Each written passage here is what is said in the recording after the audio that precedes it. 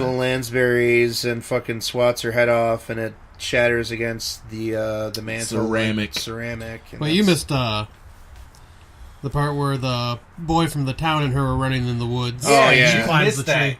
Yeah, She climbs the tree and sees the nest with all the eggs and like little baby statues are inside it. Yeah, when the robin's eggs are hatching with all the little statues inside. Yeah, that whole... And then the wedding, too. You missed that, too. The wedding.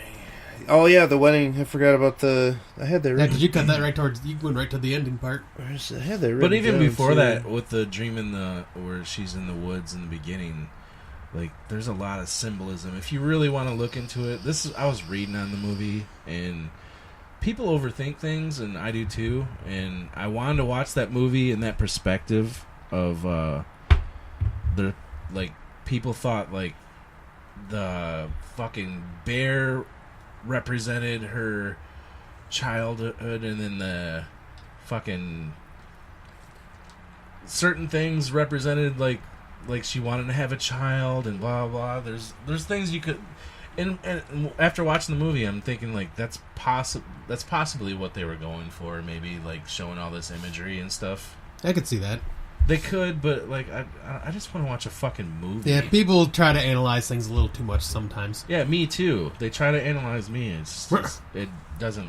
Well, you know, I mean, like, God damn it, I can't think of his name again. What the fuck? Neil Jordan he's from Ireland, so I think a lot of it is just, like, playing on Irish folklore and stuff like that.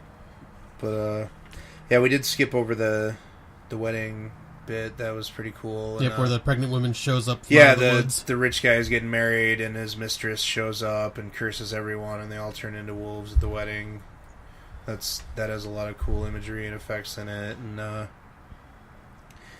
yeah. And then the townsfolk end up they find the wolf that was chasing Rosalind and the boy earlier. Rosalie! Or whatever. And the father brings back 4 paws, a trophy, but when he brings it home, it's a human hand. Oh, the story about the wedding is after Little Red Riding Hood story, according to my notes. Yeah, so it's at the end for me, because I was going... Yeah, I have that.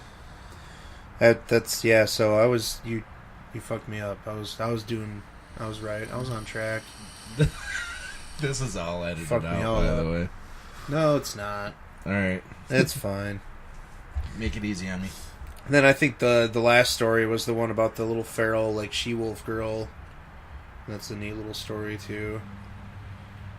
It reminded... Yeah, about the little girl that's, like, in the village, keeps, like, going to the fountain, and... Mm-hmm. The little feral she-wolf girl. Scott. Kind of reminded me of one of those scary stories to tell in the dark stories. I think there was one in there about, like, a little feral she-wolf girl. But, yeah, I mean, this movie is just, like, layered with beautiful imagery, whether it's, like, the costumes are great, the sets are great, the effects are great, the acting's pretty much great across the board, everything's, like, visually pleasing. Yeah, the pacing. I don't mind the pacing at all. Like, it works as an anthology in a lot of ways. Every little story keeps it going and kind of keeps you from getting bored. Well, it keeps me from getting bored anyway. I mean, instantly, gothic horror I'm bored with unless there is pacing. If it's all dialogue, why are you guys watching Mike eat pizza? Because he's, like, having sex with that plate. It's a fucking Hot Pocket. Thanks. He's like having mouth sex with his fucking plate and his food.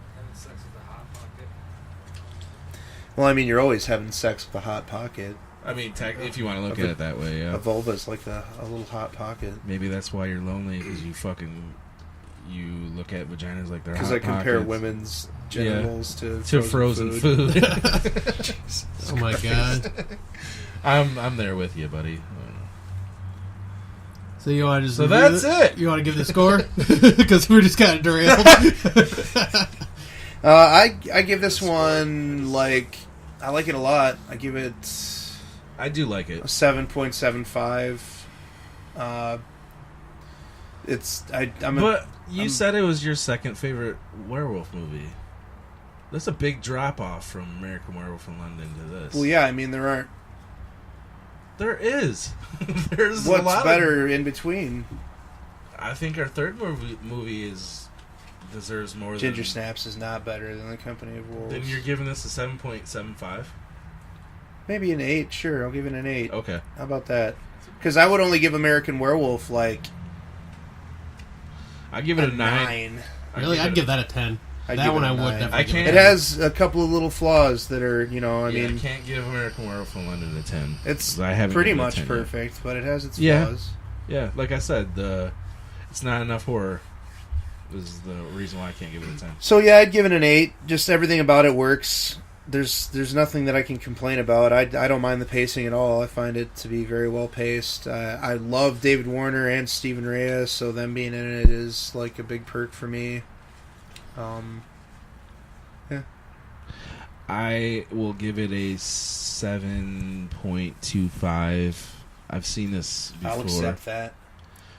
Well, thank you very much. I was thinking about breaking a bottle over your head. I didn't know what you were going to give it. Really? No. No, I actually liked it. The practical effects were fucking amazing. Yeah. Angela Lansbury needs to just stick with writing murder. I thought she was really good in it. Yeah, I thought she was good too. I don't think she was really bad in it, but I think if they would have got someone else, it could have been a little bit more raunchier. She's still alive. I'm kind of interested to talk to her about this. No, she's fucking dead. Is she? Yeah. Oh, I thought she was still alive. I'm thinking 10 years ago she died. Maybe. I don't know. Yeah. Somebody with a fucking... Yeah, I'm gonna look it up. But she's out of... She's not a horror actress. You're a horror actress. I said horror, right? Yeah, you did. Okay. I'll be a horror actress. That's what I said. Probably the only thing I can do. But I think if they would have got someone else, it could have been a little bit more. I don't know. She's probably too highbrow. I could imagine her on the set being like, "Oh, you're gonna do what? Oh." No, she's still alive. 91. Oh, look at that! Randy. Her career's dead, is what I meant. Randy knows what he's fucking talking about. Her as usual. fucking career is dead. 10 years ago. When are people? Don't give him a high five. When are people going to learn that they shouldn't contradict? Why the fuck is she still alive? Honestly, I think you're being too critical on freaking werewolf horror. Shut up, Mike. That's calling it horror. It's not horror enough. It's not like fucking Randy has this. Scary. Well, he was specifically talking about an American Werewolf in horror. In that it's more of a comedy and a drama than a horror film. Yeah. And like a romantic comedy drama at that. Yeah, it's romance. It's like a rom-drom-com. The first of its kind. Rom-drom-com. 7.2? Yeah, 7.25. Okay, yeah. I guess that's... I accept that. That's the end of it, I guess. Yeah. But I accept that. Like I said, I'm hard-pressed to find, gothic horror that I can have vested interest in. All the Corman stuff is good. All the not all the Hammer stuff, but most of the Hammer stuff is good. Howling is good. But Bava's gothic horror stuff. You don't like Bava's gothic horror? No, okay, yeah. Oh, gothic horror. Yeah, the Universal stuff.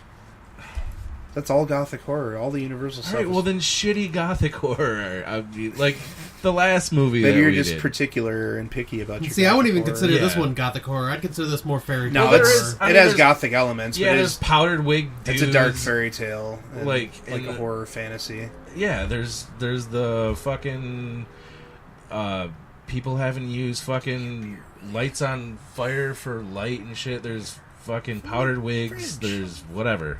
Anyways, I couldn't get into the Guillermo del Toro's fucking Crimson Peak. Oh, I loved that movie. Yeah, it was a good one. I didn't. I got I'm about to rewatch it probably in a week or two. 45 minutes into it, and maybe I will like it. I don't know. But you didn't even finish it? Nope. I started. Wow. I fell asleep. I mean, it's not like I turned it off. Yeah, because I really enjoyed it a lot. So it's good. Ghost story. Fuck you. Oh, the fucking ghost in the beginning was awesome. Yeah, and the ghosts towards the end are great too. Okay. All right, Scott. Sorry that I'm. Oh, that's all right. But yeah, I would give this 7 point. I'd probably go with what Randy originally gave it, a 7.75. I enjoyed it. I definitely wouldn't put it as my second favorite werewolf film. Well, then what is your second favorite werewolf film? Probably the next one. Oh, Ginger Snaps? Yeah. I'll say my first would be American Werewolf. What's your second favorite werewolf film? If you say the Howling, I will shit on your grave. Say the Howling? Yeah. Werewolves. He doesn't like werewolves. I don't know. It's not this one. I just know it's not this one. This would be my top 10. There isn't really... Well, I mean, name more than 10 werewolf films. Yeah, exactly. I could, but... I mean, I could name 10 werewolf films, but as far as ones that I like... Right. But yeah, I really liked a lot of the fairy tale style of this. I was, like I said earlier before we were recording, a bit confused, but that may have just been the mood I was in, or I just wasn't able to, like, catch when it was, you like... need to fucking get in the mood. I love dark fantasy stuff, and this predates most of it. It predates Labyrinth. I think it predates Dark Crystal. I think it did have a Labyrinth feel to it. I think it predates all of the fantasy Gilliam stuff. I think it predates all of the fantasy... Well, I know it predates all of the... all of the fantasy Juno and Caro stuff.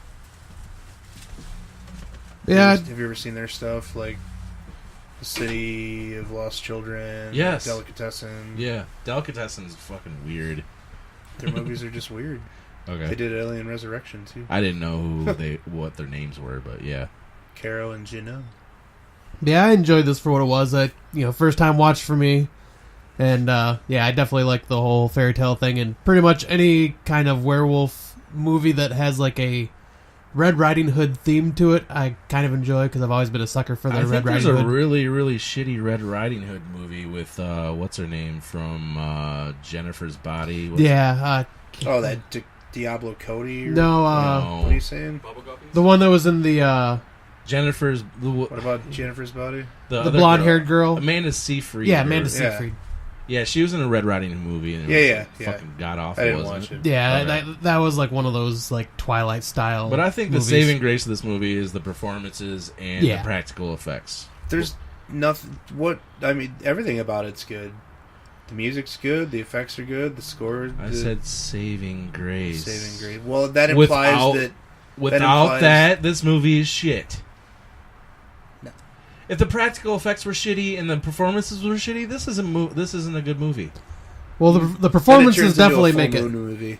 Huh? Then it turns into a full moon movie. Yeah. I was going to say, because the performance definitely like holds this movie together. Or like a Roger Corman fucking... Yeah. Like one of the 90s Corman I love movies. Full Moon, but yeah, you're completely right. That'd be fucking... It'd be in there... Charles Band would have something to do with this. Yeah, so, Richard Band would have done the score. Yeah, so on to our next film, right? Yep. On to our next film. She could have killed you, Bridget. She needs me. Get home. Cure her. Cure me. And what? Run. You know you're kidding yourself.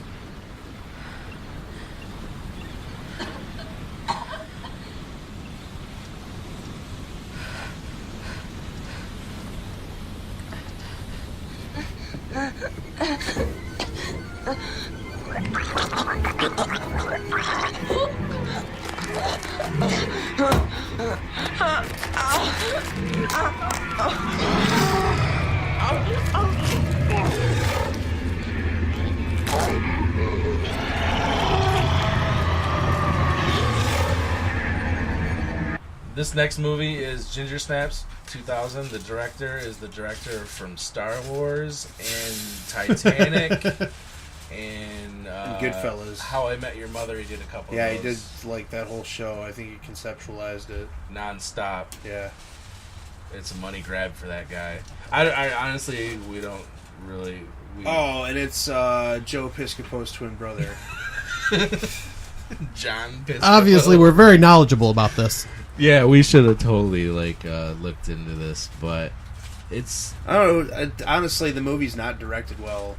It's cliched. It's full of cliches. But it's at the tail end of the 90s and the 2000s. Tail end. Is that a pun type of thing? Yeah, it's like Ginger's tail. It's like her tail. I think it would be really hot to bang a girl with a tail. Scott's not even like... He's fucking space phoning. I looked at you for, support. Oh. Like how stupid that was. And I was looking up the director.